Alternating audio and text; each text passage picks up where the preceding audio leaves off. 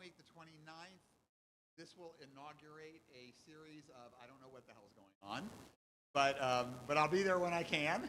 And I know that people are talking about doing about dinner. That I know is coming up, some other fun things. So it'll just be a time like when I go on vacation, you know, people figure things out. But it'll be maybe a little bit longer. But I can tell you that there are some really good things left in May. And one of those is the concert that one's on in my calendar. What night is the concert? It's this Sunday at 1 o'clock. Okay, so that's the jazz concert that Mark Lipton puts on. I know some people really have, a lot of people have gone to it and have really loved it. The book event was a hit. Thank you, Elaine, for putting it together. I know it was a hit too because I got instant reportage from Arthur, who went to it. So I heard that it was really, really wonderful. On that. And the next book is, I don't know if the date's been set, but the next book is called Fraud by somebody with a name I forgot. Zadie Smith. Like, oh, okay, Zadie. Is she like a grandfather or something? Oh, that's what our grandkids call Arthur. So, and then finally on May 27th, it's also not on here, but Ellen Cannon. I got it wrong. I got everything wrong about that name, except there was a C beginning the last name. Nancy Costello is going to be speaking about media issues, and it's all in there in the newsletter. But this will be a wonderful opportunity to inaugurate the James Jacobs Speaker Series. He very generously, most of you know him, he very generously endowed this series, and we'll have a lot more wonderful speakers coming up. So that's just a little taste of what's going on, and there'll be a lot more happening in June. And as I said in my letter to you, I hope to be with you as much as possible. Okay. Yes. Oh, sorry, that one wasn't on this. Go ahead, yeah.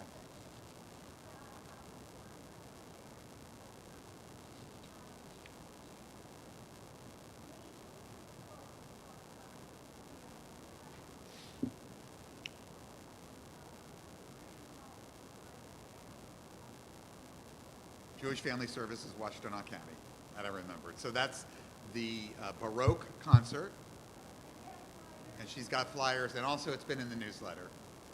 So it's going to be here. It's here. Everything's here. But do you all notice how much activity is happening here? Amazing. Amazing. And it's because we have such great members who are putting it together. All right. Our readers tonight are Sarah Markowitz, Kathy Radner, Jean Claridge, Rabbi Miriam Jairus, and Ellen Bush. And we will begin with the first slide there, Arthur.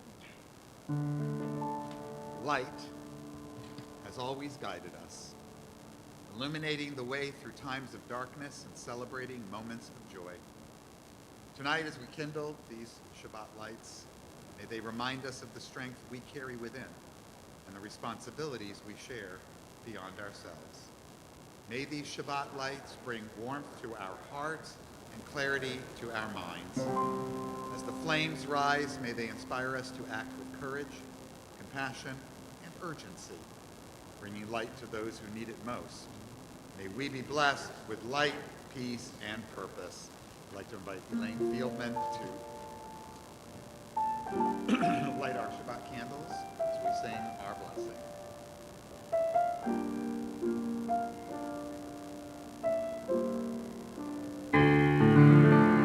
Baruch haor ba'olam, Baruch haor ba'adam, Baruch haor ba'shalom, ba'shalom, Baruch haor ba'shalom.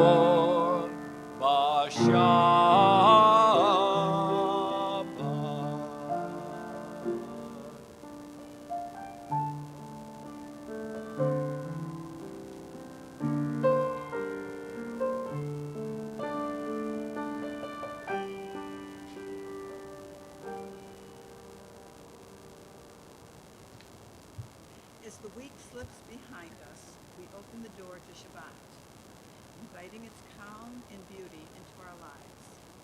Shabbat does not come to us from beyond, but is something we create, a time to pause, to breathe, to find joy in one another's company, and meaning in a shared experience.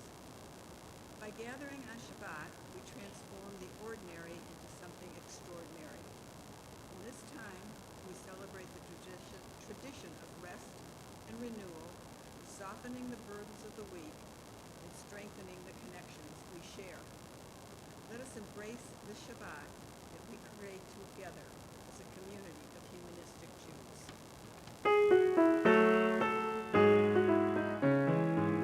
Lachuna ranana, lachuna ranana, lachuna ranana, la Shabbat. Lachuna ranana, lachuna ranana, lachuna ranana, la Shabbat.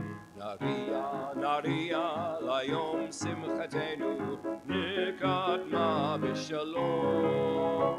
Naria, naria, la yom simchatenu, Mizmirot naria lo. Lachuna ranana, lachuna ranana, lachuna ranana, la Shabbat. Lachuna ranana, lachuna ranana, lachuna ranana, la Shabbat. Naria, naria, la yom simchatenu, nikatma b'shalom. Naria, naria, la yom simchatenu, mizmirot naria lo. Lachuna ranana, lachuna ranana, lachuna ranana, la Shabbat.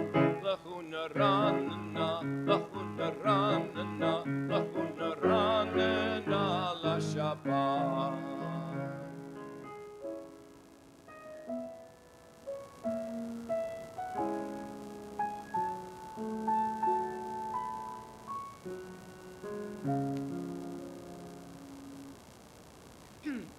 Shabbat Shalom.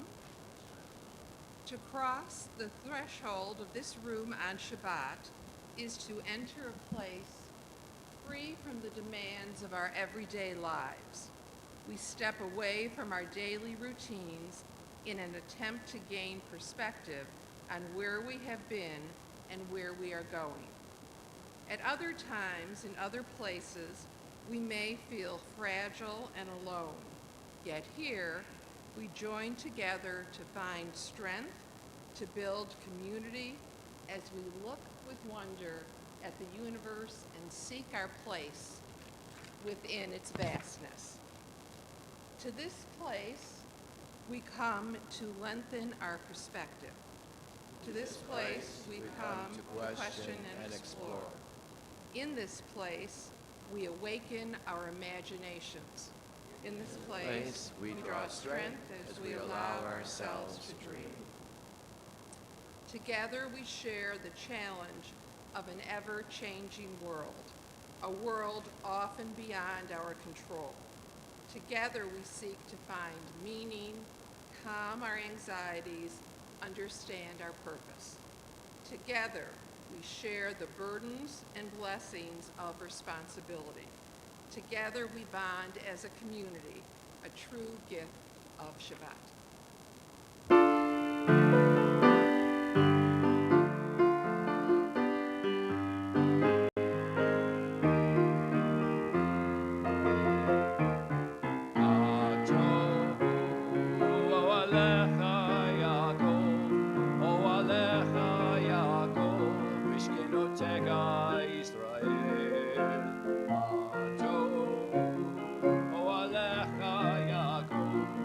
Alecha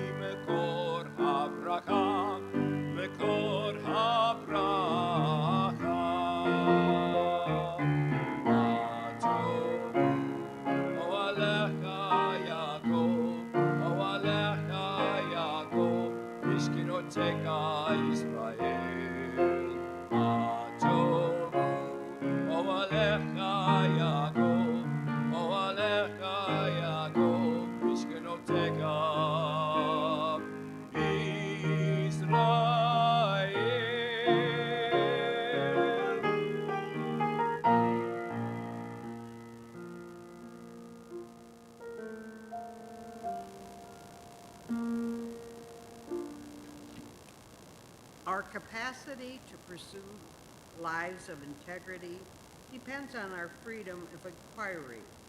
One person's truth may be another's heresy. Unfettered investigation is the only path to knowledge. We must each be free to find our way. Baruch Spinoza put it this way: people's habits of mind differ. Some more readily embrace one form of faith and some another. This is because what moves one person to pray may move another to scoff. I conclude that all people should be free to choose for themselves the foundations of their creed. Faith should be judged only by its fruits.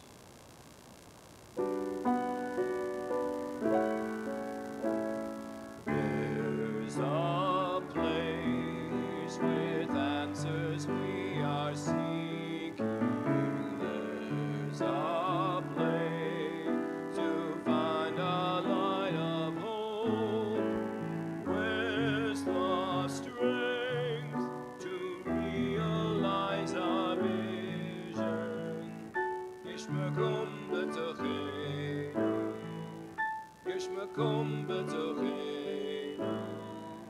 Look within yourself, you'll find that there's a place with wisdom that can guide us. There's a place where we know what's right or wrong. Where's the path to peace that we all long for? Yesh makom b'tocheinu, yesh makom b'tocheinu. Look within yourself, you'll find it there.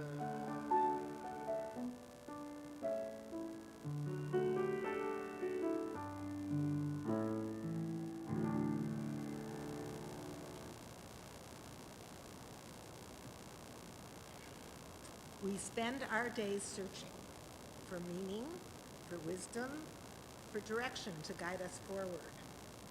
We look to the world around us, to teachers, to history, and to the voices of our ancestors. We ask, how do we find the courage to face the future? We ask, how do we choose which paths to take? We ask, how do we do these things while remaining true to ourselves? What we seek is closer than we think. The spark of understanding, the source of hope, the clarity to choose the right path, these live within us, waiting to be recognized, waiting to be embraced. Shabbat is a time to pause and gather our strength. It is a time to think about who we are and what we can make of our lives. On Shabbat, we take a moment to set aside the noise, the distractions, and the demands of the week. Shabbat invites us to return to ourselves and contemplate the questions that our lives are posing. As we enter this special time, let us accept the invitation to open our hearts, quiet our doubts, and remember this: the capacity for wisdom, for courage, and for discernment is already there inside us.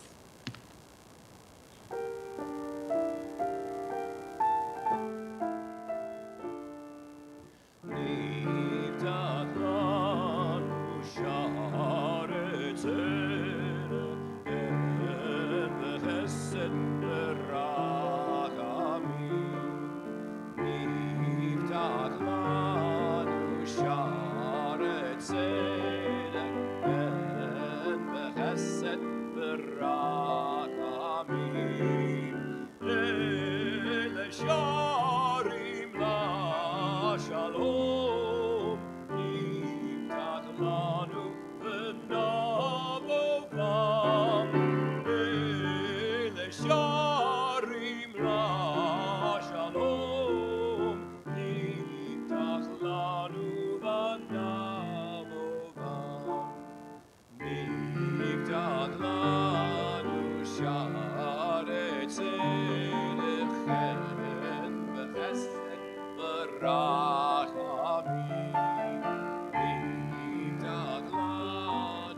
שערי צדק, כן בחסד ורחמים.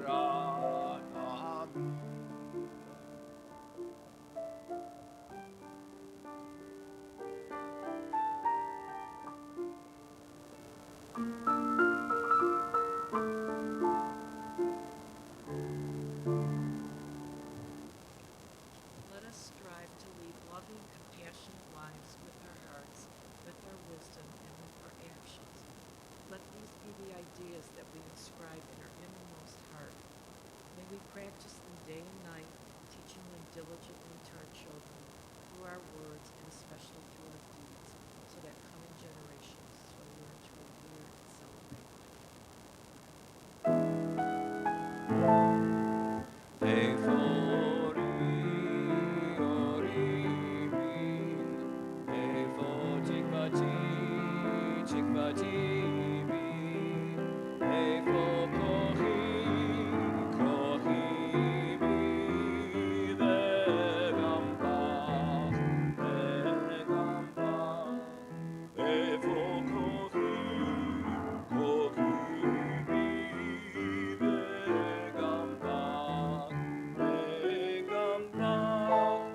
Where is my light? My light is in thee.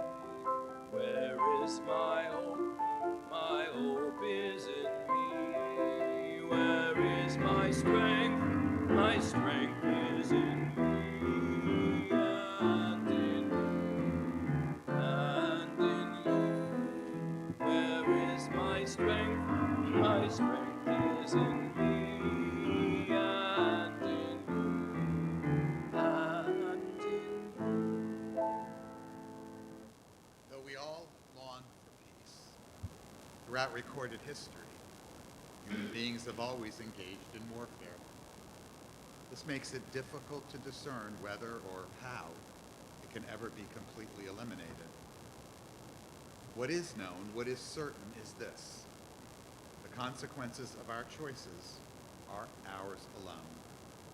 Let us therefore take up the responsibility that is ours to pursue and to make peace for ourselves and for all people. Nase shalom ba'olam, nase shalom aleinu, ve'al kol ha'olam ne'imru shalom. Nase shalom ba'olam, shalom, shalom aleinu, ve'al kol ha'olam ne'imru shalom, shalom.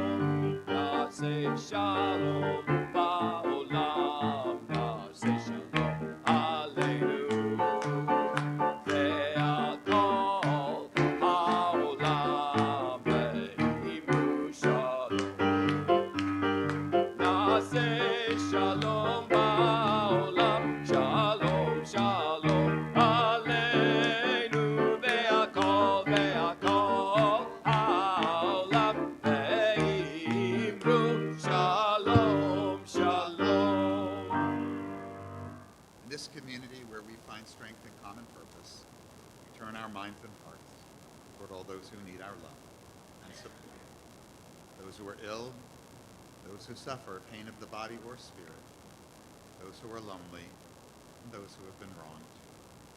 Tonight, our well wishes are extended to these members of our community: Joe Barkley, Lee Bricker, Susan Lipson, Jim Walker, and Stacy Wolflar. If there's someone whom you're thinking about, go around the room. Jerry? Thank you, Mark. Susan is fine. So remind me that she's fine. Would that be Anne Rennie? Andy Freeman, of course. And somebody else has another hand. Oh, it's Mary. Thank you. Yes, Diana.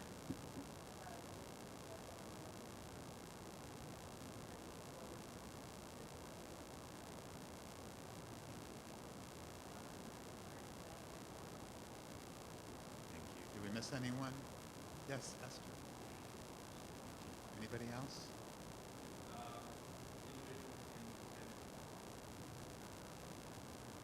May all who suffer know that they are not alone, that we are there. May they be healed quickly. May they experience a complete recovery of refuah shlema, the renewal of their bodies and the renewal of their spirits. מקום הכוח בתוכנו, מקורות הברכה מעברותינו. May the source of strength that dwells so deep within us help us find the courage to make our lives a blessing, and let us say Shalom. Mekom HaKoach B'Tovenu, Mekorot HaBracha Mivrotenu. May those in need of healing know refuah shlema, the renewal of body, the renewal of spirit, and let us say Shalom.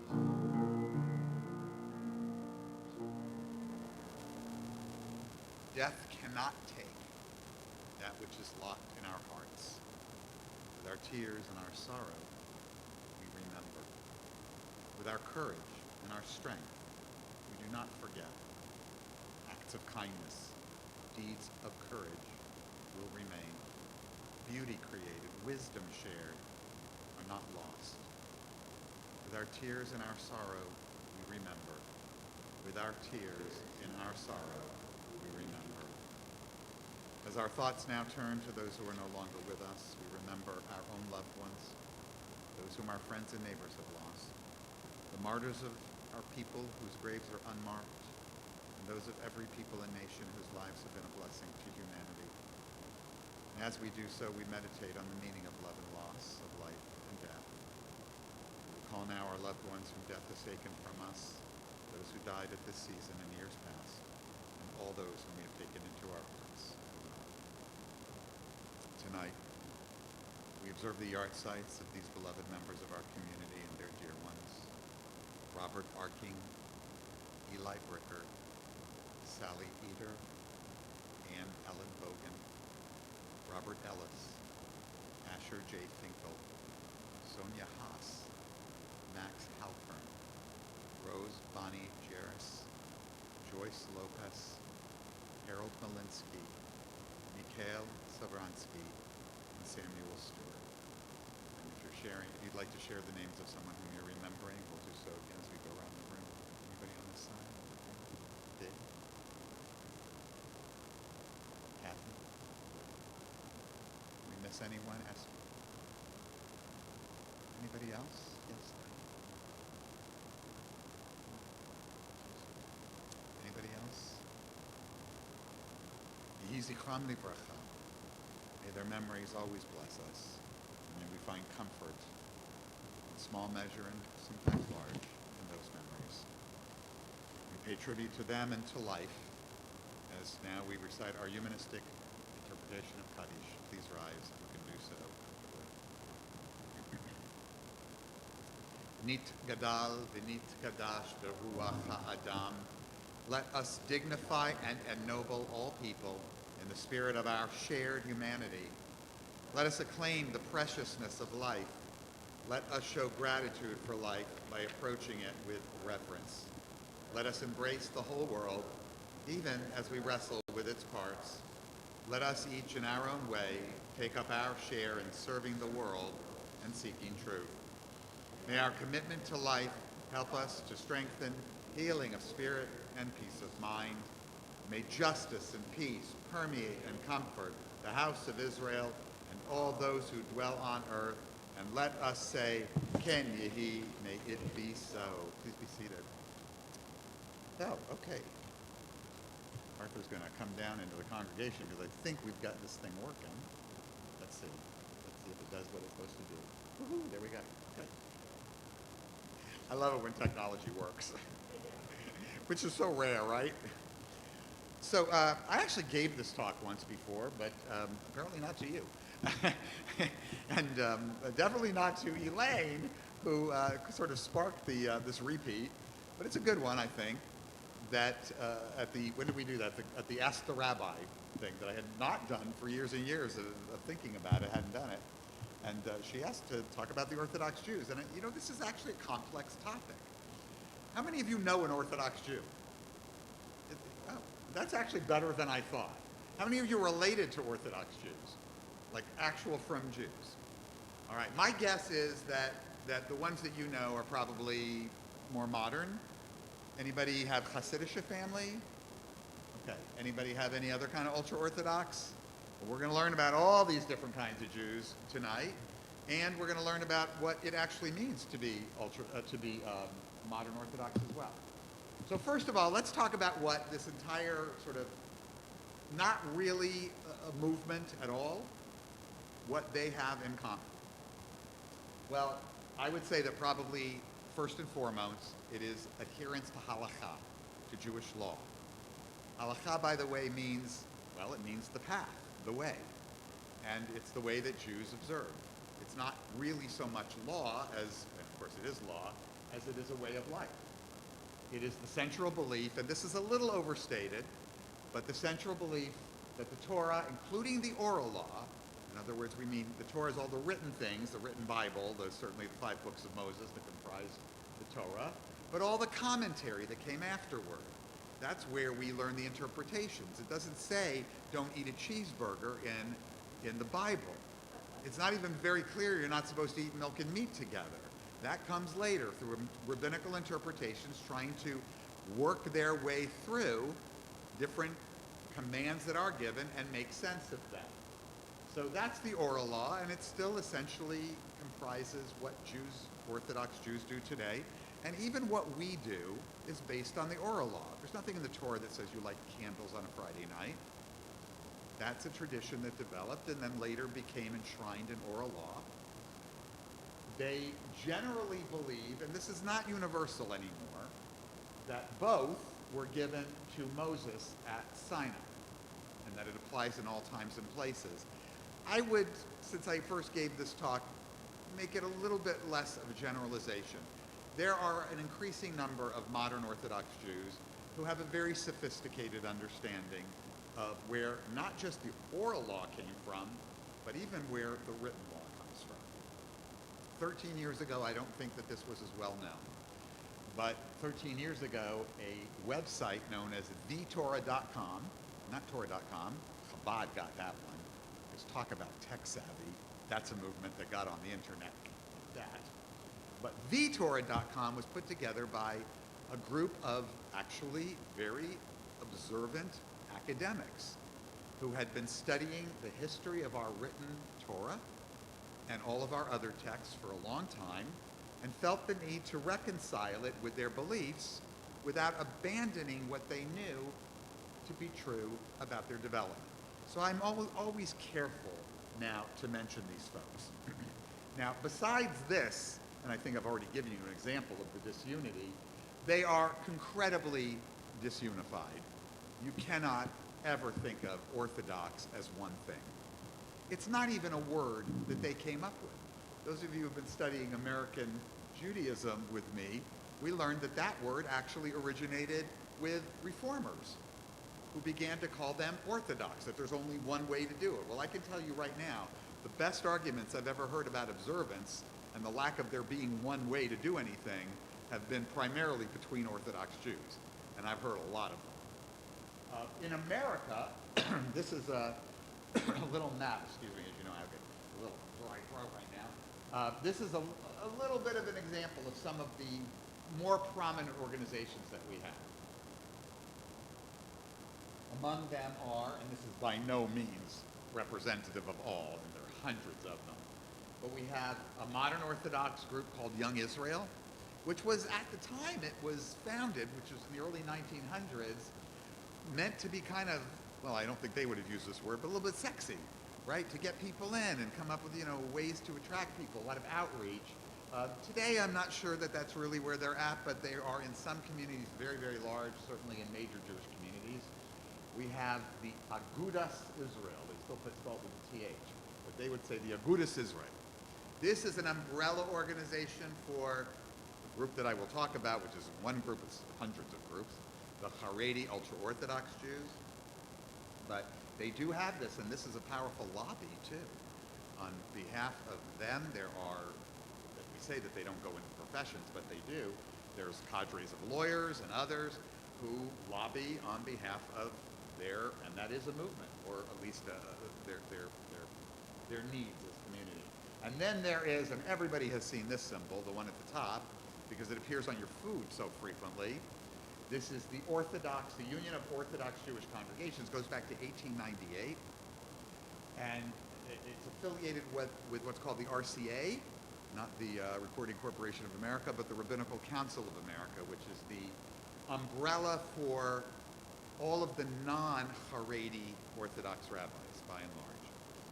So these are their various groups, and they, as I say, only represent the tip of the iceberg. So let's go through or down as much as we can into this iceberg. Now, because I did this a long time ago, I used to put up a much more detailed outline, and I decided I'll go ahead and use it tonight, but I'm going to depart from it a little bit, just so you know, and there's some things I might not even mention. Ultra-Orthodox. So already, anything that says ultra is not a traditional word. And to call these folks ultra-Orthodox, I think it's almost at this point a little bit insulting. They're not ultra-Orthodox. They decided to come up with their own term. And their term is Haredim. Haredim comes from the word, it actually comes from the word trembling. But the idea is you're trembling before God, that you're pious, that you're from. And these are, by and large, the black-coated Jews. They are by no means one unified group of people. They're all different kinds of Haredi. Now, by and large, too, they do accept the necessity where it's required. For instance, in the United States and other diaspora communities, you can't make a living if there aren't elements of your community that are out there in a larger public world. Now, you don't see that as much here because we don't really have a true Haredi world here. We have Chabad, but Chabad's different, and I'll talk about them differently. But if you go to New York, the Diamond District, there used to be a big, I'm not sure it's there anymore, it probably is, a big electronics concern. They were big into that. I forgot what it was called. They used to have that big catalog. I love that thing before the internet. Then they got rid of it first. But they're out there doing business. And some of them are bankers, and some of them are even lawyers and so forth. But by and large, when they're done with business, they are very, very much part and parcel only of their own community in their social lives and so forth. They do avoid mixing with the secular world. They don't partake in secular culture. They don't read secular books. They don't go to movies. They don't watch TV shows. Most of them don't have a TV show. A few of them follow sports. Now, this is all a very, very big kind of statement that I'm making, and just so you understand how varied they are, I will paint a picture for you. I cannot find the photo. But one of my favorite photos was from the day when, I think it was about 6, 7, 8 years ago, it might have been longer, a large group of Haredim, I think it was under the Agudas Israel, rented out then Shea Stadium, so that'll date it a little bit, Shea Stadium, to do a big protest about we're going to stay away from social media. They have these kosher smartphones that only get certain apps, and they're restricted and so forth. We're going to do this. We don't no smartphones for us. None of this. No secular culture. It was only men. Now, there were no women there. And the picture that I love is of the Haredi boys with their smartphones out, getting directions to Shea Stadium. And that just shows that they're normal people. People are going to do what they're going to do. And we know that they do on their, it doesn't matter if you don't have a TV set. You got a computer, right? And you could stream anything in the world. So I'm not going to say there's no cheating going on. But look, it doesn't really violate halakha as most people understand it. This is just the strictures of their leaders. And sometimes that's a little bit much for them. We've met people who we call OTD, off the derech, off the path. One of the first people I brought in, I think it was my third year here or something, we brought in Shulam Dean, who was a prominent, what we call off the derech person, OTD person. And he came and spoke to us on a Friday night, and his story illustrates why their fear is real. He began by secretly listening to secular radio, the news, and talk shows. And then it was just all downhill for him as far as they were concerned. So they do, some of them, accept secular education now, but it's generally going to be professional education. They're not out there studying the liberal arts or reading Shakespeare or so forth. And they don't need it, and they don't go. And otherwise they find other careers. Women tend to be actually more secularly inclined in their education because they are frequently the teachers, and a lot of them, if they have husbands that are more prime time, permanent students, which is not a major thing in the United States, but is very big, and we'll talk about it in Israel, they have to earn the living. And many of these people are not wealthy. They have a higher echelon of wealth. Those are the diamond district kinds of people and so forth, but many of them are living in very, very poor conditions, and yet they still have an enormous number of children. So Haredim break out, I wanted to put this here too.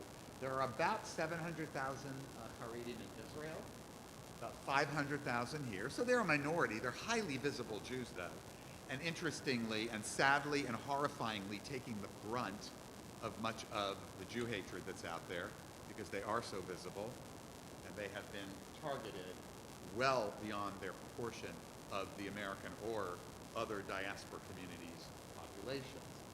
As I said, about 500,000. Now they're growing all the time. I checked on these numbers recently. These actually may already be lagging, but these were the ones I came up with. And they're also a little bit higher for Hasidic, which I'm going to talk about the difference in a minute. But 6.5 children per family, that's not nothing. That is a lot of mouths to feed. And those mouths cost money. Now, let's break the Haredim down even further. Not every Haredi Jew is Hasidic. Hasidic is the Yiddish for Hasidic. They're not all Hasidic. Hasidism is its own thing. So let's go to the Hasidim. I think I have some pictures. Okay. The Haredim, and I'll get to the second one in a minute, have two large overarching groups. The Hasidim, who we're going to talk about, I believe now, in my notes, yes, and the other group, who are far from modern, but they are not Hasidim. They are hard to distinguish from each other. But if you know, and the more you know about Hasidim, it becomes easier. So the other group, we don't really have a word that we're using amongst ourselves as secular or even Reformed, conservative, and other kinds of Jews. But they have language. Originally, the other group were known as the Misnagdim, because that meant opposers, and they were opposed to the Hasidim, and you'll find out why in a minute. But we'll also refer to them as Yeshivish and Litvish. All those will be explained in a moment. But let's start with the Hasidim. The guy on the top is clearly a Hasid, because look at that piece of fur on his head. By the way, that is not a cheap piece of fur. They save up their entire lives for this. They inherit them. These are expensive. They are given to married men only, and they are all different. It's called the Shtreimel. They have very, very, very long payas, very well-designed payas in most cases. Most of the Hasidim, not all. Where do they come from? Well, they originated in Eastern Europe, approximately where today Belarus and Ukraine are, in the 18th century. And they were founded by this fellow here, Rabbi Yisrael Ben Eliezer was his name, but who became known as the Baal Shem Tov. Baal Shem Tov is how we refer to it. Baal Shem Tov means the master of the good name. The name could be his name, but the name really refers to Hashem, the master of God. So he's not the master of God, but he's the master of the goodness in the name of God. So that's one way to understand it. So what was he trying to do when he established this movement? Well, it's not like he went out and he decided he was going to have a movement. What he wanted to do was have a revival. I know it is hard to wrap your minds around this, but these folks were rebels. They were young people. They were highly spiritual. They were fighting the establishment, and they were super duper into everything that you can imagine, that the Christians, when they do this and that kind of thing, the very intense embodiment of that kind of spirituality. They sought to reintroduce joy. Have you ever seen Hasidim dance? There's great movies where you can see this. Just dancing and dancing and dancing late into the night. They are so filled with joy. And they wanted to bring this to the observance of the commandment, of the mitzvot, mitzvahs, as they would say, and the prayer. And they did this by entering the door of mysticism. And mysticism became a very strong part, specifically Lurianic Kabbalah, but also many other kinds of offshoots of that medieval type of mysticism. It had been suppressed. You know, the Talmud, anybody studied a little bit Talmud? I taught a class in it, and really, that few people. You know, you could go online and study a whole page every day, and you can find things at myjewishlearning.com that will walk you through it in 15 minutes, so just so you get an idea. It's a wonderful thing. People all over the world, more people than ever in the history of Judaism, are studying a blot, a page of Gemara, of Talmud, every single day. And it's so accessible, every level. And it takes 7 years to get through the whole thing. And people are doing it from the Reform movement, from the Orthodox world, everything. It's uniting Jews in interesting ways. But if you read it, you will know that it's not all so fascinating. A lot of it is legal. It's how do you match this law with that law, and what does this case say in that case, and why did this rabbi say it that way, and that way rabbi said it this way, and didn't so-and-so used to do it this way, and it's a conversation across generations. It's in shorthand too. It's got commentaries that were then added on, commentaries and super commentaries and supra commentaries, and that's what happens when you open a blot, a page of Gemara. That's what they call it. That's the part that's the ancient part of the Talmud. And it's very, very dry. Now, it can be taught in more interesting ways. That's why people are studying it now, because it can be taught in more interesting ways. But it can also be horrible, terrible, and dreadful to study it. And this was the way of the Lithuanians. This was the Lithuanian methodology. And this was very, by the way, this whole Hasidic thing had a lot of geographic elements to it, too. More of this Hasidim happened in the south than happened in the north. So depending on where your family was from, you could think about whether they had maybe some Hasidic roots there too. The Baal Shem Tov comes along, and what does he say? We're going to keep the rigorous scholarship, but we're going to have more emoting, more singing, more joy, more chayim in our lives. It was rebellious, as I said. And what happens with rebellions? Somebody wants to put it down. And indeed, they did put it down. They came along from the Lithuanian yeshiva world as opponents. And the word in both Hebrew and Yiddish for that are the misnagdim, the opponents. So that's where the today what we would call Haredi Jews, the non-Hasidic Haredi Jews, they did not use Haredi in those days, that's where they found their opposition. Now, there's no Reform Judaism yet, certainly not in Eastern Europe. There are little sparks of it, because this is happening at a time when in Central Europe, where there are very few Jews, to be honest, there's little sparks of Reformation happening. And even the Americas, there's a whole thing going on. But you got to take my course to know what's going on there. Over time, what happened to this is that it branched out into all kinds of sects. Because rebbes, these are not just rabbis, these are intensely spiritual leaders who are almost granted kind of a cult leader type status. These rebbes began to break away from each other. As the revolution became more and more institutionalized, we got other groups. Today there are about 30 sort of large groups.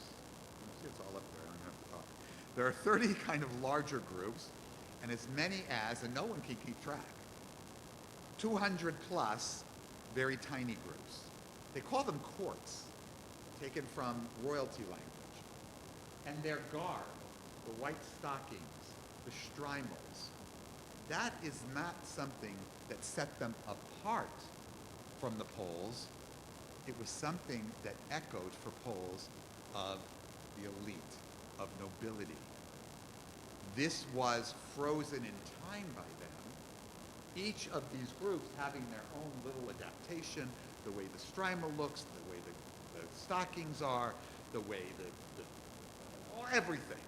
everything basically looks, how it's worn, and so forth. They are extremely strict, but they are also very loving, and they can be very wonderful. I have had non-Chabad Hasidic experiences. Now, these were more open groups that were really intensely wonderful. And they weren't recruiting. Chabad is another story. We'll talk about them in a moment. Now, when the Baal Shem Tov, they just sort of smashed the letters together into an acronym that spelled Besht. So when the Besht died, others came along, and some of them were notable, and you might have heard of them. This is one in particular, very famous, Reb Nachman of Wrocław. You ever heard that name? Wrocław was Breslau, right, in Poland, which became Germany, and so forth, and back and forth. This is actually one of the largest Hasidic groups in the world today, and it is a group that takes people in. And that was the group I had an experience with. They're not like Chabad, and I'll tell you what Chabad does and why they're so different. But they are one of the largest, and they are one of only two that have no living Rebbe. When the Rebbe died, the group went on its own, and they have leaders, but he is revered by all Hasidim, just like the Baal Shem Tov. All of them see him as one of the most important Jewish leaders who ever lived. They go on these incredible pilgrimages around the time of Rosh Hashanah every year to Uman, just a very, very lively group of people. They also can be found, if you've been on Ben Yehuda some night in Jerusalem, anybody, and seen the people dancing around, those are very likely Bratzlavers. And you see their signs all over Israel, because they have these special, these kippot that say Na, Nach, Nachman, Me'uman, meaning both faithful and also from Oman. So it's a play on words. So you might have seen that. All right, so that was him, and he was very important, and by the way, respected by rabbis of all movements today. I have heard many a sermon by a Reform rabbi who has quoted Reb Nachman as well. The other one who became very, well, there's a few others here. Menachem Mendel of Kotz. He founded the Ger Hasidim. They are a very, very large group, especially in Israel. And then there was Shneur Zalman of Liadi. Now, Shneur Zalman of Liadi, I don't have a picture of him here because I don't have a picture of him, but he was an interesting guy because he wanted to bring intellectualism back in. And not only that, he emphasized the fact that there was what to learn from the Goyim. This isn't Goyim in a way, because remember, do you know what the word Goy means? What does it mean? No, it does not mean that. We are a Goy. It's a nation. And in fact, we sing songs in traditional Judaism singing, we are Goy Achad Ba'aretz. Am Yisrael is a Goy Achad Ba'aretz, one people in the land. So it's not a bad thing, but the Goyim are the other nations, and that's where they became something different. So everybody's a Goy in that sense. And he wanted a more intellectual-leaning group. He wanted more sort of intensive study. They had gotten, he felt away from that. And he decided to name his group after three important values that he identified. Chochmah, which is like wisdom. Bina, which I guess you could say it was sort of like understanding or discernment. And Da'at, which is knowledge. So they're synonyms for each other. They're very close in meaning. But together, Chochmah, Bina, and Da'at create the word Chabad. Now, this group also has another name, as you're aware, which is Lubavitch. Chabad is a name they made for themselves under Schneor Zalman. But Lubavitch is more exemplary of a better example of what and where most of the groups got their names from, which is just where they were from. And Lubavitch was the place that they were from. Liadi was a Lubavitch place. I forgot how they pronounced it then, but that's where they were from. So when you hear Chabad Lubavitch, you're hearing both of their names. But they're perfectly happy to just be called Chabad, or Chabadnikim, or Chabadniks, or just Lubavitchers. The largest groups in Israel today are the Ger, who I mentioned, Chabad Lubavitch, and then we have others, the Belts, the Satmar, who are also big in the United States and have been undergoing, since I last gave this lecture, an enormous rift, because the Rebbe died, and there were two sons who were fighting with each other. So they're probably going to wind up being two different Hasidic groups. Bratslav, which I mentioned, the Bratslavers, Vizhnitz, Seret Vizhnitz, Nanborna, Toldos Aron. In the United States, the largest ones are Satmar, Babov, Ger, and Chabad Lubavitch, and all of them are centered, not entirely, but they have their center in Brooklyn. They have been moving out to the suburbs for a very long time as well, and we're going to talk a little bit more about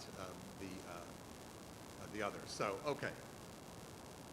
Altogether, there are probably, well, I said 1 million in my original, but there's 1.3 million now of the Jewish world. Okay. Their communities, you should know, were the hardest hit by the Holocaust. The hardest hit. The Hasidim and all the other Haredim too. Because there were a lot of them. And they didn't leave. One of the reasons they didn't leave we'll get into. Because of the Holocaust. Because they were anti-Zionists. That was one reason. When the Holocaust was over, in dribs and drabs, some of them came to the United States. And slowly but surely they rebuilt. And they rebuilt by having a lot of children. Not because they saved so many people. The fastest growing group of them today are actually not Brooklyn, because Brooklyn's hard to afford. If you're not already living there, it's very, very difficult to move there. They're in Rockland County. If you know Rockland County, that's where Kiryas Yol is and so forth. They're in the western Hudson Valley up there in New York State. They include communities like Muncie, which is a very mixed community of all kinds of Orthodox Jews, Monroe, New Square, which is New Square, and Kiryas Joel. They're expanding into Lakewood, which is also a very, very Orthodox Jewish place to begin with. It was Haredi in the past, but not the traditional stronghold that it's becoming now. There are huge numbers in many, many other places. In Israel, they were at one time concentrated in Jerusalem, particularly Mea Shearim in that area, but now they're everywhere. Rabat, Beit Shemesh, Bnei Brak, which is a suburb of Tel Aviv. If you've been to Tel Aviv and you've seen the Coca-Cola bottling plant, Bnei Brak, that's where that is. But now because they're growing so much, they're everywhere. There's even a settlement. It straddles the Green Line, so it's not one of the ones that we hear about politically. It's not a political settlement. It was just an affordable settlement called Modi'in Elite, Upper Modi'in, and many, many other places too. Let me talk about some of the key groups, though. Among the key groups, this was the last slide, sorry. That's the sign, welcome to Kiryas Joel. And it gives you all the rules for how you should behave in their town. We're in the long skirts of pants, upper neck on. This is for women. Sleeves past the elbow. Appropriate language. Maintain gender separation. And then they got the Spanish underneath too. It's their town, so I guess if you're going to go to their town, you want to behave their way.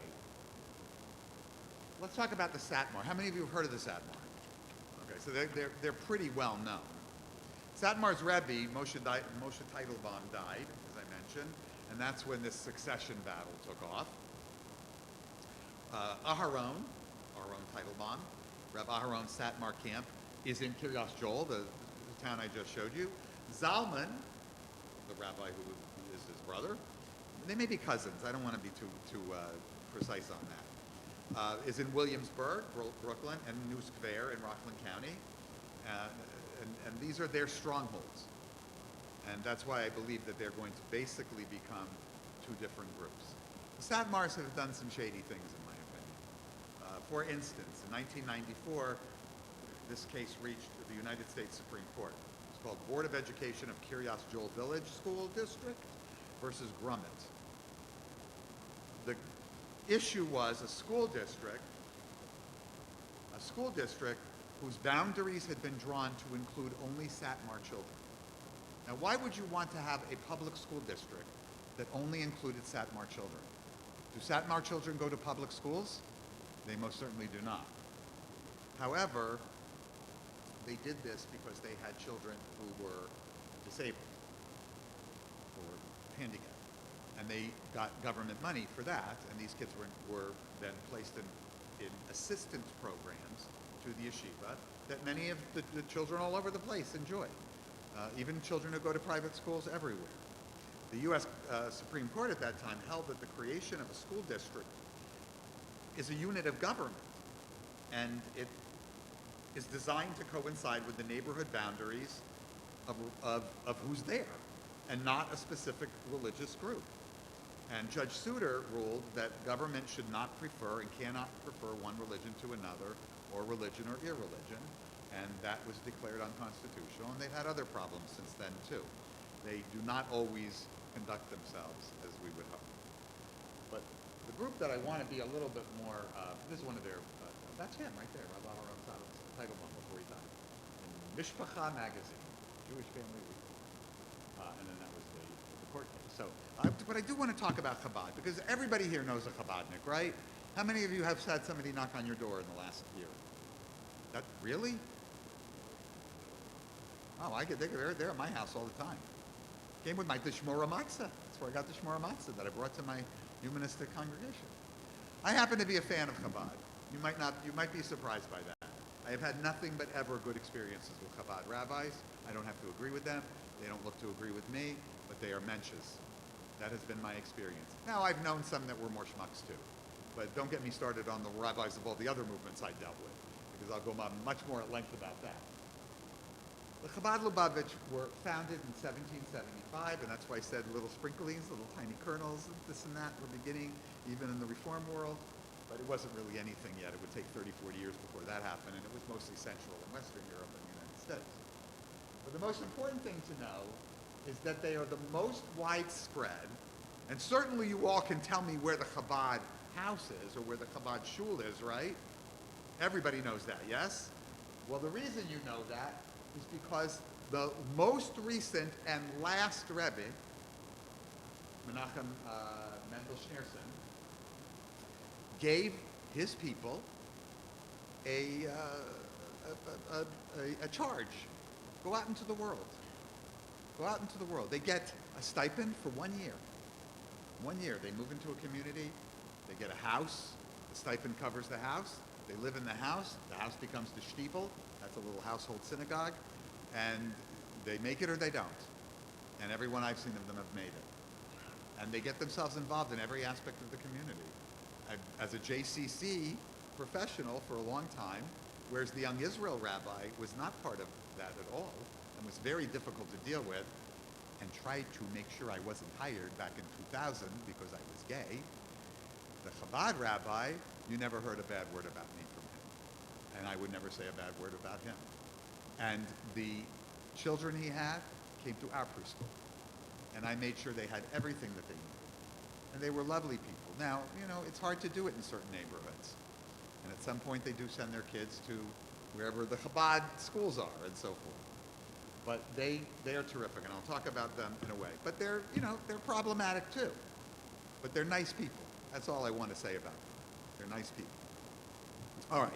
Now, this is going to be a little bit of a generalization, but, actually, I decided to skip. Okay, we're going to go to this. All right, so that's the Hasidim. Hasidic, still mystical. Still they're also very studious. Very studious. But mystical, Kabbalistic, all of that kind of thing. They all have their individual orientations. You know who's large and who's small. What about the rest of them? Well, the rest of them are the people that I called Yeshivish or Litvish. Now, I will say this. I have mostly heard Yeshivish these days. So these people also wear the black coats, the black hats usually, conservative clothing. But then again, I see young Israel rabbis dressed like that. They never wear the white stockings or the streimels. That's not part of what they did ever. But by the way, Chabad doesn't do that either. Chabad doesn't even have the big payas. You noticed that, right? Yeshivish people dress the way they dress, not to look like the nobles of Poland, but it seems to me they're sort of frozen fashion-wise in about the 1950s New York, or Warsaw in the 1930s. And that's just because they're not that into it. But I have known, especially because I knew mostly Chabad rabbis, where they, I remember the one at the University of Texas, he always had some kind of Longhorn stuff going on, and frequently would wear a kind of funny tie or an orange sports coat or something. So it's not a religious thing so much as it is a modesty thing, keeping focused on what's important in life, not the outward appearance. That said, the women do like to get made up and so forth, and they have a whole industry in all of the Haredi world of women who are experts in makeup and this and that and the other, and there's nothing wrong with that, and everybody does it. It's part of how we do gender in this world today, of the last many hundreds of years. And but I just want you to know they are part of that too. They are not, as I said, mystically oriented. They're also not focused on the Rebbe. I think I translated that there as Grand Rabbi. Was the closest I could come up with when I was putting this together. But they do have a center. The center is the yeshiva. Yeshiva also is the synagogue as well, the Beit Midrash. This is their center. And in places where they are heavily concentrated, oh my goodness, there are some in Israel that are synagogues like you can't even imagine could exist. 1,000 men. And they're also where they study. And the cacophony of noise as they debate and go through this chavrusa type of partner study. It's amazing. Now, when did they stop having this war with the Hasidim? When did we stop calling them misnagdim? Well, again, modernity entered. I've mentioned now a few times that the reform movement, the reform impetus was beginning in the late 18th century, but certainly by the 19th century, it was in full blossom. And then not to mention secularism among Jews, Zionism, this wild, weird dream that they had of return to the land of Israel, and all the other isms. These people woke up one day and saw the Jewish world had transformed around them. And they said, and this is a very, very much of a caricature, we look more like each other. We need to work together better. And that's where the Agudas Israel came from. That's where the cooperation came from. And that's where the confusion on our part and the appellation ultra-Orthodox began to spread. Because there are no hard and fast lines. Yeshivish people sometimes don't watch TV or go to movies.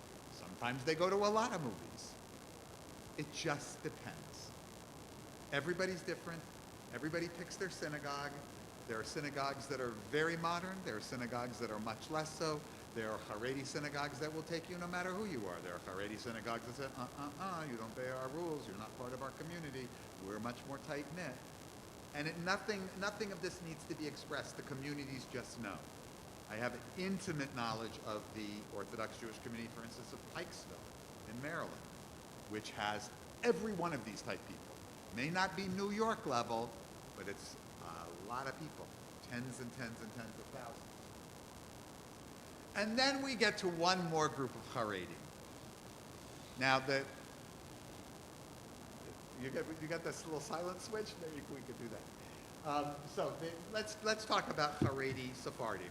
They have no part in the story of Europe, right? When do they become Haredi? Well, first of all, I want to point out, this is how their rabbis used to dress. Right? But now they all look like the guy on the top, Aryeh Deri, who is the head of their political party in Israel.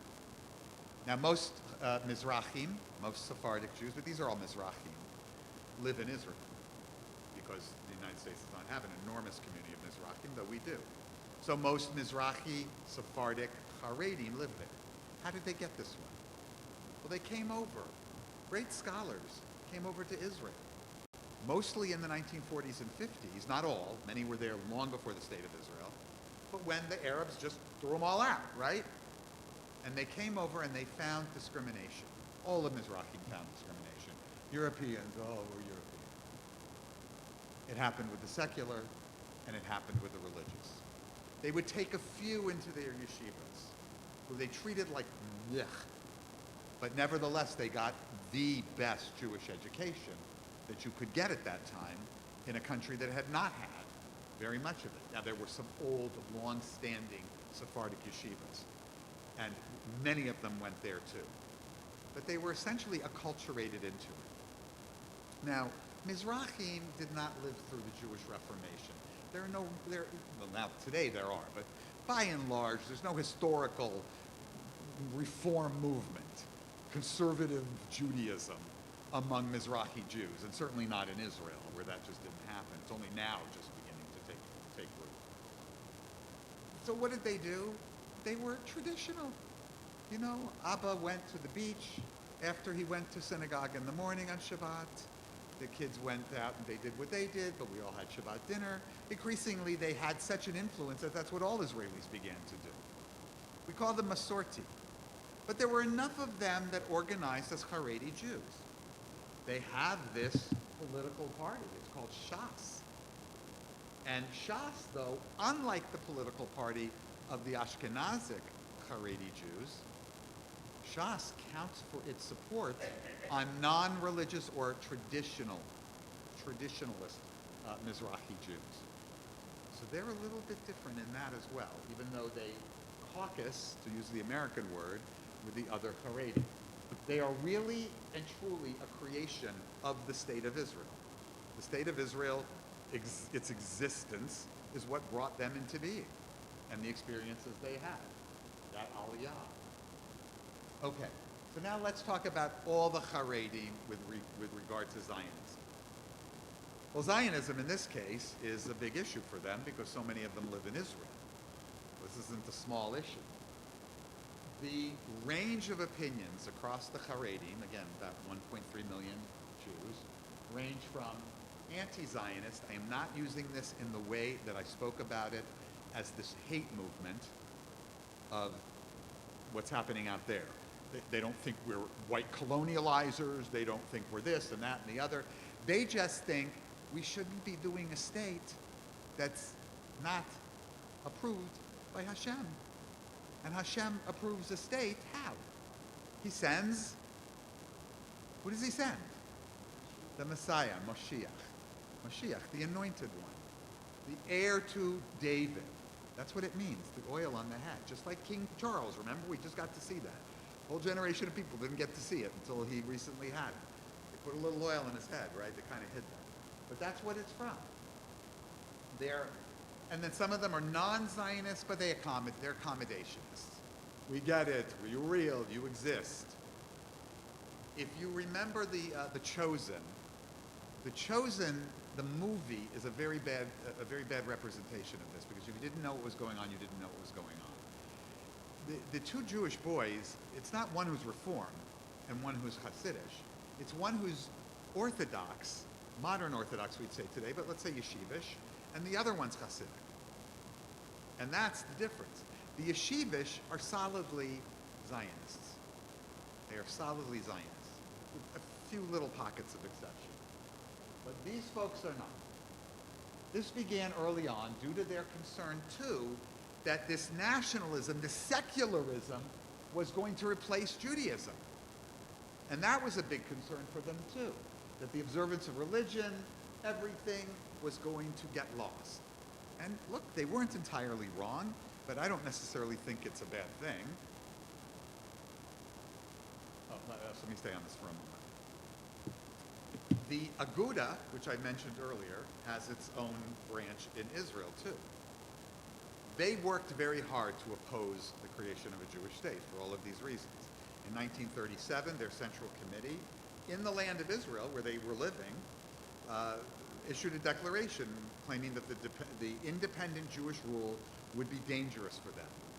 One of the reasons they got these accommodations that they have today, for instance, all of the social welfare that they receive and not serving in the army and so forth, is because Ben Gurion wanted to make things smoother with them. They were also very tiny. And most of the ones who were in Israel predated Zionism. They were from this very small, impoverished community of people, just individuals usually, who decided they were going to make Aliyah. They were going to go to Israel. And yes, the person who argued with me, and they're perhaps watching, and said there's only been Aliyah since there was a Zionist movement. No. The concept of Aliyah is very, very old. Going up to the land was always an aspiration people could not achieve, and several people tried. And the best example I can give you was in Fiddler on the Roof, when Yenta, remember Yenta? When they all turned left, she turned right and went to the Holy Land. We don't know what happened to her, but that's an example. It's always been there. It's how the mystical Jews of Tzfat got there in the 1600s. It was the same idea. Now, after 1948, I think that's the part here, some of the groups became pragmatic. Well, we don't like this Jewish state, but we're living in it, and if we're going to live in it and get anything, we better become a little bit more pragmatic about it. We better organize ourselves. And they did. They organized themselves into political parties. And the political parties today are known still as the Aguda group. But that's not generally what we call them anymore. They pick different names for them. One is called Degel HaTorah, which is Litvish. That's the guy I think who's still leading it there at the bottom. The Agudas Yisrael, which still has a piece of this. They're the Hasidim. They're led by a guy named Yitzchak Golden Knapf. And you have to say that in Hebrew. It's also Golden Knapf, PFF. Very difficult name. If somebody would have changed the spelling in English, but in Hebrew, they don't. At first, they were even opposed to speaking Hebrew. Secular language? Are you kidding? They all speak Hebrew today. Every one of them. They speak Yiddish too, but every one of them speaks Hebrew. And they became this party. Together, this party, this Degel HaTorah party, or this, what are they calling it today? I forgot. United Torah Judaism. United Torah Judaism. Oguda is good enough. This party and Shas are the two large Haredi blocs. Now, the only people who vote for the Aguda party are Haredi Jews. No one else votes for them. Not a single person can ever be interested in it. But as I mentioned, Shas has a lot of Masorti Jews who vote for them because they came into existence also as a Sephardic Mizrahi pride party at a time when Mizrahi pride was important because they were being treated so bad. There was even a group called the Pantarim Shchorim in Israel, the Black Panthers. And guess where they got the name from? Okay. So there were some, I want to go back a ways here. There were some groups and some breakaways, and this is the group that I'm talking about here. This is the Netary Party. And you have noticed that every one of these Palestinian kinds of rallies, right? There's always like 5 Jews with payas. That's Netary Karta. Do not mistake them for all of the other Haredi Jews. Certainly not all of the Satmar Jews out of which they blossom. This is a tiny group. There are no more than 10,000 of them on the planet. And they became so noxious to other Haredi. Why? They go and support Iran. They have a minister that was appointed into the Palestinian government. They have the minister of Jewish affairs. And these people have nothing to do with any other Jews. I don't care how Haredi you are. They will not have you. They consider them to be dangerous. And yet they are being used as props by these progressive kids. This is all new to this lecture, who are all pro-gay and this and that and the other and feminists and what have you. And then the whole Palestinianism thing comes in. But I'll stay away from that a little bit tonight. But they are propped up. Oh, look, a real Jew. Let me stand him here. And they're happy to do it because they hate Israel. They want Israel destroyed. And the funny thing about this, the ironic thing, in a world that is completely ironic, if you think about who Hamas is and Hezbollah, they are viciously anti-gay, viciously anti-feminist, as Haredi Jews tend to be. In any case, Going back to these people, they are participating in politics. But participating in politics can be a very complicated thing because it means that you are going to ultimately have a lot of people who dislike you. And the current Israeli government is propped up by a small party called Likud, which may very well be on the way out from things that I'm seeing. Two crazy people that I'll talk about in a moment, and these two parties. Now, what is the main issue for these two parties? What do you think it is? It's the army. Why don't they want their kids in the army? It's not because they think they'll get killed. Because it's exposure to the modern world. It's too much integration with the modern world. And that for them is the most dangerous thing. They already have kids leaving right and left. More so in Israel than here. Because in Israel it's very easy to leave. Not easy in the sense that you leave your families behind. That's horrible. But easy to leave in the sense that you don't have to move away. You can more or less just stay in the same country. It's a tiny little country. And they find support there. So it's emotionally difficult, but you can do it. And one of the ways they know to do it is a lot of Haredi Jews are joining the army. Now, a lot of them are also staying Haredi, and that's something new too. Shas, I want to talk about first with regard to this. I'll go back to them for a minute. Now, Shas has a problem because they do have a lot of voters who are traditional, meaning very Zionist, whose kids are going, whose sons have been going. They're not even just children anymore. You know, they've been doing this now since the war began.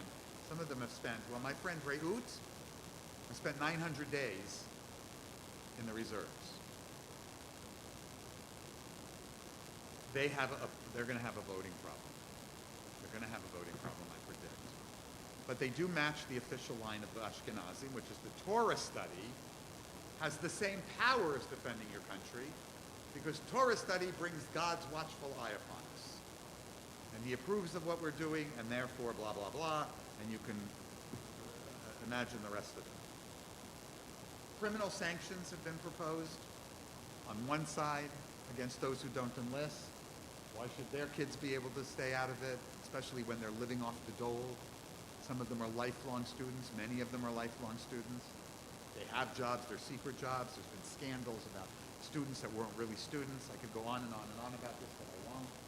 And now the real fear among a lot of Israelis is that they're going to be given a permanent exemption. But I don't think that's going to happen, because I don't think they're going to win the next election. To be honest with you, I think that a lot of this is going to be over soon in terms of what's happening inside of Israel. In any case, what we're seeing now is definitely a change. And, well, this is where I sort of outline it. I do want to mention, though, something about Chabad. I'm just keeping an eye on my clock, too, because I don't want to end the there more and more Haredim are becoming Zionists. And more Zionists are becoming Haredi. That's another story altogether that I'm not going to have time to get into. The most pro-Israel, the most involved in Israel is Chabad. Because, you know, you can't just go out into the world and start recruiting people. There's a reason that the rabbi at my university was wearing an orange jacket. Because it has an effect on you, too.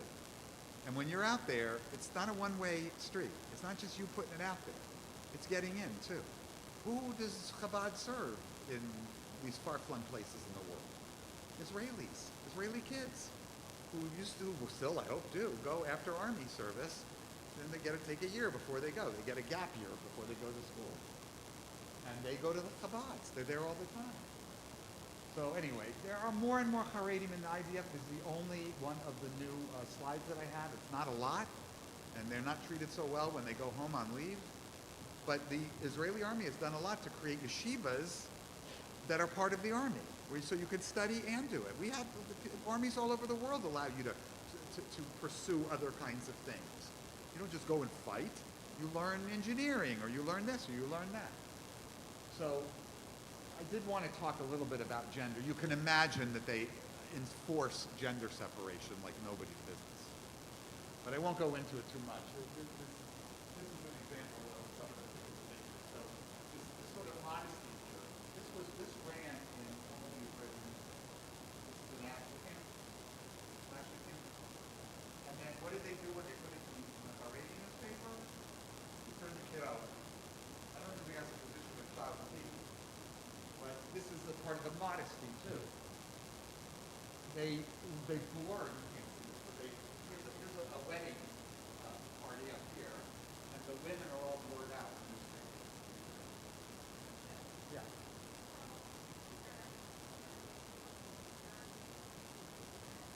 Yes, it's only men. 100% men. The women would still have it. The religious women in Israel have an exemption. Most of the ones who are not Haredi choose to do national service, which is always an option. It's even an option for most men if they really need to take care of them. It's an option for the Arab community too, and more have taken it, and more of them, a little aside, are joining the Israeli army. Apartheid, right? Here's some examples of women's face being ranked out in a billboard. This is telling, this is in Mayor Shireen here. Women are requested, it's on a request, to get off the sidewalk when they go to the other side of the street. In other words, not be on the same side as the men. Here, this says women this way, men this way. Literally, when he's a divider, going down the street. It's really amazing. This is gender apartheid. But keep in mind, this is a tiny number of Jews. This isn't like the Muslim world where that takes place. This is a very tiny number of Jews. All right, then I want to just finish a little bit. Here's an example of a wedding dance. That's the Rebbe dancing with the bride, who's invisible and tethered to her by a long piece of cloth. All right, let's talk about the modern Orthodox, because this is a very important group. So first of all, modern Orthodoxy, what we call modern Orthodoxy in the United States, bleeds into yeshivish. There's no clear boundary. Modern Orthodoxy is not a movement of Jews. Modern Orthodoxy is what we say in America to indicate, generally, you want to be honest and sociological about it, it's a socioeconomic group. That's what it is. It's a middle-class group of Jews who have professional aspirations, who generally interact with the larger world on a regular basis, and are also intensely religious, and some of them are a little less intensely religious. I know modern Orthodox Jews where the women are very, very, very modest. They would never show up to synagogue or to anything else without long sleeves and this and that, without a head covering, usually a hat, but sometimes a wig or both. And I know Orthodox synagogues, the one that my children belong to behind their house in Pikesville. It's called Beth Tefillah. It's a very modern Orthodox synagogue. And they use that name, Modern Orthodox. And they mean it. Their summer camp, which is a community summer camp, and their day school, there are not very strict dress regulations for it. I originally thought my grandson was going to a JCC camp the way it looked, because I knew JCC camps. I worked in them for years. But they let you do what you need to do, and we're halachic, and most of our members are, but people go, and some of them even drive in. They don't lock their parking lot, etc. But others are much more religious. Now, Zionist Orthodoxy is what they use in Israel. They use the term dati le'umi, religious, national religious. It means nothing in English to us, but it means you're part of the nation and you're religious. That's where it comes from. But they might be the little knitted kippot crowd. Although these days everybody seems to be wearing the leather ones or the furry ones. It's just fashion like everybody else. About 15% of Israelis are these modern Orthodox Zionists, meaning just regular modern Orthodox Jews living their lives. And that's why I say they're called national religious. Now, all of these people, whether they're in America or here, are sort of united by this idea of Torah Umada, which is to say Jewish values and observance of Jewish law can combine with science. And by science, they mean all the sciences, including the social sciences and what we do. They have at Yeshiva University, they teach the social sciences. Torah College, they teach the social sciences. They are generally very integrated in the Jewish world. If you know or have friends who are Orthodox in this country, tends to be, those of you who raised your hand, I'm guessing that most of them are modern Orthodox, certainly socioeconomically and probably in other ways as well too. They are in the Jewish peoplehood. That's why Israel is so important as well. In 1967, it had a little bit more of a push from what happened there. I would say these numbers are significantly higher today. Their birth rate is about the same, 3.3. I've heard it's dropped a little bit. Again, socioeconomically. One of the most incredible things about them is that in the United States and in Israel, they are part of everybody. So here, that means the federated world. That means everything that you can imagine. And I will say there's a carve-out exception. Their rabbis don't come to our rabbi groups. There's always an exception or two. Every rabbinical group I belonged to in any city that was a umbrella group for the rabbis, here's the Michigan Board of Rabbis, we always had a couple. And there are a couple here too. But most of them, it had more to do, not with recognizing Reform and conservative rabbis, it was when the women joined. That was when it became an issue, and it's still something they're arguing about. They're definitely getting better. They tend to vote more Republican. That is growing, but you should know it's growing on the other side too, and they're becoming more independent, and so is the other side as well. And they do send their kids to college, and if I had to say there was one thing that really set them apart, is their kids go to college. And in college, of course, they're exposed to many different things. Now, where does Zionist orthodoxy come from? Well, in truth, the first modern Orthodox Jew is the person who everybody thinks was the first Reformed Jew. And that's Moses Mendelssohn. But he was completely traditional. And I wish I had more time to talk about it. But what I want to talk about today is the source of their Zionism. Because how did they reconcile that the Messiah didn't come yet? Isn't that what all the black-coated Jews are telling them? The Messiah didn't come, so how can you do this? Well, remember, the original Zionists were very secular. The Reformed Jews didn't like any of this. Originally, they thought it was a terrible idea. It was the worst idea. First of all, how are we going to do it? And secondly, it's a terrible idea. Did I mention it's a terrible idea? Everybody who was religious rejected the early Zionists. They all walked out on it. They said, we're not interested in this originally. Slowly but surely, people came along. And one of them, for the Orthodox, was this man named Rav Avraham Yitzchak Kook. We say Cook in English. It's a little mix. It's a little less insulting. He said, oh, Zionism, these secular Jews, this is how God is doing it. He's doing it through them. They don't even know it. He's doing it through them, and we must work with them. They are bringing salvation. You cannot wait for the Messiah. You must show God that you're ready for it. Go back to Israel. And that's how we get Orthodox Zionism. It's as simple as that. Now, unfortunately, he had some kids who turned out to be quite extremists. And they gave birth, especially one of them, Tzvi Yehuda Kook, who died in 1982, they gave birth to the radical settler movements. And these are the people that you hear about today, the Ben Gavirs and the Smotriches and so forth. I have to tell you, I don't even call them Zionists anymore. Most of them do not believe in the state of Israel. They want something different. They call it Judah, the state of Judah.